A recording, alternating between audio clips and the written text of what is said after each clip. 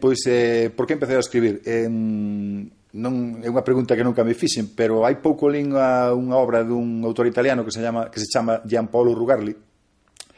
O libro chamase O Manual do Novelista, e ali explica que el empezou a escribir por unha enfermidade que tivo de adolescente, porque padeceu unha anorexia que o tivo recluído na casa e entón non podía ir de excursións cos amigos, nin xogar o calcio na rúa, e entón el di que a literatura, como en certo modo é un sucedáneo da vida, pois el viuse abocado ou condenado a ser literato debido a que non podía vivir como vivían os compañeiros sans da súa idade, non?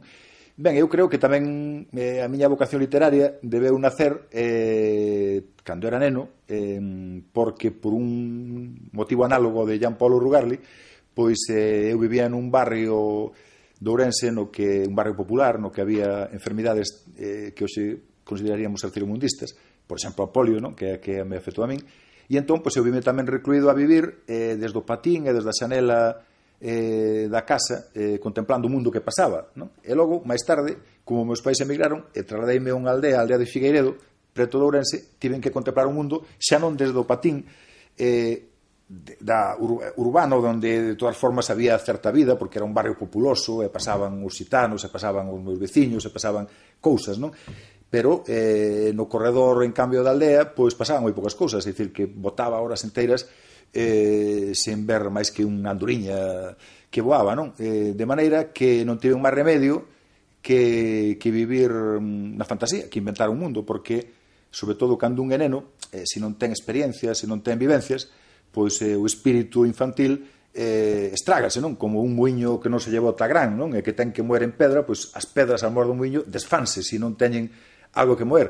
E o espírito dos nenos sin experiencias pois tamén murcha, non?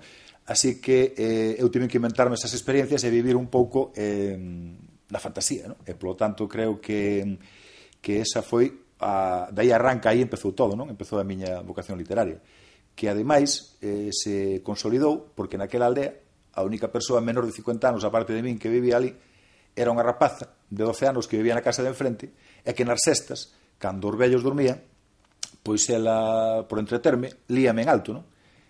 Antes de eu saber ler, pois xa tive a sorte de disfrutar de Xulio Verne, da Illa Misteriosa, que aquela rapaza me lía pois un parágrafo cada tarde, non? No medio daquelas sextas ardentes de Ourense.